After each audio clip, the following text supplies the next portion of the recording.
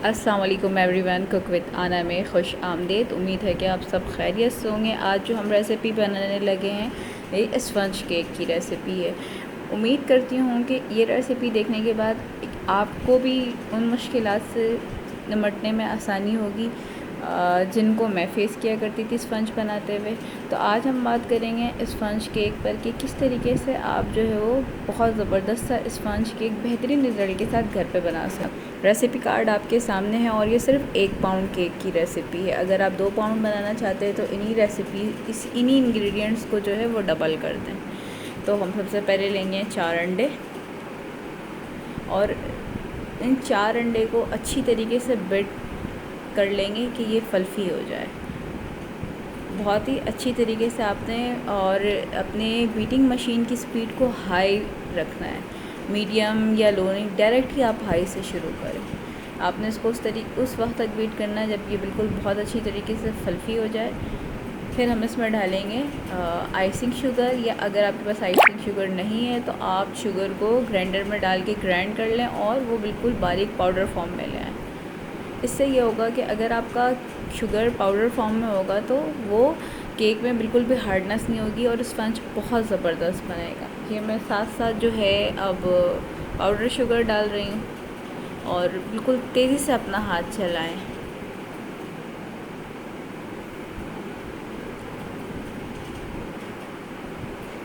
تقریباً سارا powder sugar جو ہے وہ جا چکا ہے اور آپ دیکھ سکتے ہیں کہ یہ بہت زبردست طریقے سے فلفی ہو چکا ہے۔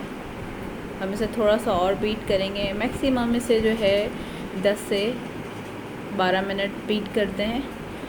5 منٹ جو ہے پہلے بیٹ کریں، پھر آپ وہ پاؤڈر شوگر ڈالیں اور پھر اس کے بعد 5 سے 7 منٹ دوبارہ آپ اسے بیٹ کریں۔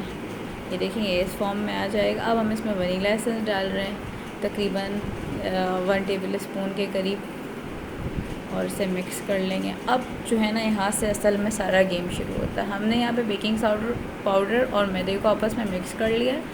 اب بیکنگ پاؤڈر کو آپ نے تھوڑا سا ڈالنا اور بالکل بیبی ہینڈ سے جو ہے نا مکس کرنا، بالکل بھی یہاں پر جلدی نہیں دکھانی ہے، بہت ہی آرام اور ملائمت کے نرمیت کے ساتھ کام کرنا ہے۔ آپ نے بہت ہی زیادہ بیبی ہینڈ رکھنا ہے، کیونکہ یہی وہ چیز ہے جس کی وجہ سے جو ہے اسفنج یا تو صحیح نہیں اترتا یا پھر وہ ہارڈ ہو جاتا ہے یا پھر اس میں کوئی بہت سارے مسئلے آ جاتے ہیں۔ نہ ہی آپ کے میدے میں کوئی لمس رہنا چاہیے اور نہ ہی ایسا ہو کہ آپ بہت تیزی کے ساتھ ہاتھ چلائیں، بلکہ بہت آپ نے سلو۔ یہاں پر تو میں نے ویڈیو کی سپیڈ کو تیز رکھا ہے، لیکن آپ نے جو ہے ویڈیو نہیں بنا رہے بلکہ آپ کیک بنا رہے، تو اس لیے آپ بہت سلو آہستہ ہاتھ رکھیں اور پھر اس کے بعد آپ کیک کا رزلٹ دیکھیں گے۔ میں نے جو ہے اپنا تقریباً 100 گرام جو ہے وہ میدا ڈال چکی ہوں، اور میرا یہ میدا جو ہے میں نے بیبی ہینڈ سے بہت اچھی طریقے سے بہت سلو آرام سے مکس کیا۔ اس میں بہت ٹائم لگ جاتا ہے، کبھی 10 سے 15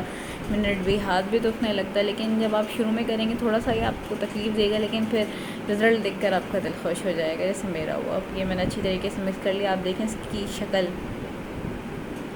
میں نے پین میں پہلے سے ہی بٹر پیپر لگا دیا تھا اور اب اس میں نے مٹیریل ڈال دیا ہے۔ اس کو میں تھوڑا سا ٹیپ کروں گی کیونکہ اگر کوئی بھی ایئر وغیرہ ہو تو وہ نکل جائے، اور اب ہم اسے ڈال دیں گے اوون پہ۔ اچھا، اوون پہ یہ جائے گا 250 ڈگری سینٹی گریڈ پر۔ اوون کو پہلے 250 پہ میں نے پری ہیٹ کیا تھا، اور اب اس کی شکل دیکھیں، اور 15 سے 20 منٹ یہ بیک ہوا ہے۔ یہ اسفنج ایسا ہے جس میں کسی بھی قسم کے آئل کا استعمال نہیں ہوا ہے، ٹھیک ہے۔ اور جو کیک ہم باہر سے کھاتے ہیں اس کی خاصیت یہی ہوتی ہے کہ اس میں کوئی آئل یوز نہیں ہوتا، اسی وجہ سے وہ اتنا سافٹ، اتنا نرم۔ اس اسفنج کو آپ 1 ہفتے تک آسانی سے جو ہے وہ فریج میں رکھ کر سیو رکھ سکتے ہیں، اور جب آپ کا دل چاہے آپ نکال کر کیک کو ڈیکوریٹ کر سکتے ہیں اور اسے استعمال کر سکتے ہیں۔ تو یہ تھی اسفنج کیک کی ریسیپی۔ ابھی میں باقی جو ہے وہ اس کی ڈیکوریشن کا کام کیا ہے، لیکن آپ کو میں بتاؤں کہ اس اسفنج کیک کی ریسیپی کو یہ بہت آسانی کے ساتھ نہیں، یہ اداروں میں جہاں سے ہم بیکنگ سیکھتے ہیں وہیں سے ہمیں پتہ چلتا ہے کہ دراصل ریسیپی کیا ہے، اور یہ بہت اسپیشل ریسیپی ہے۔ آپ اسے ٹرائی کریں، آپ یقین کریں، آپ کا دل خوش ہو جائے گا کہ اسفنج بنانا کبھی اتنا آسان نہیں تھا۔ لیکن جب میں نے یہ ریسیپی ٹرائی کی تو میرا بھی دل خوش ہو گیا اور بہت زبردست. باقی یہ ہے کہ ہمیں چیزوں کو ڈیکوریٹ وغیرہ کرنے میں سیکھنے میں ٹائم لگ جاتا ہے، لیکن اسپنج آپ کا بہت اچھا اترے گا. ملتے ہیں نیکسٹ ریسیپی میں. امید ہے کہ آپ کو یہ ریسیپی بہت پسند آئی ہوگی اور آپ اسے ٹرائی کریں گے، مجھے فیڈ بیک دیں گے. تب تک کے لیے مجھے دے اجازت. اللہ حافظ.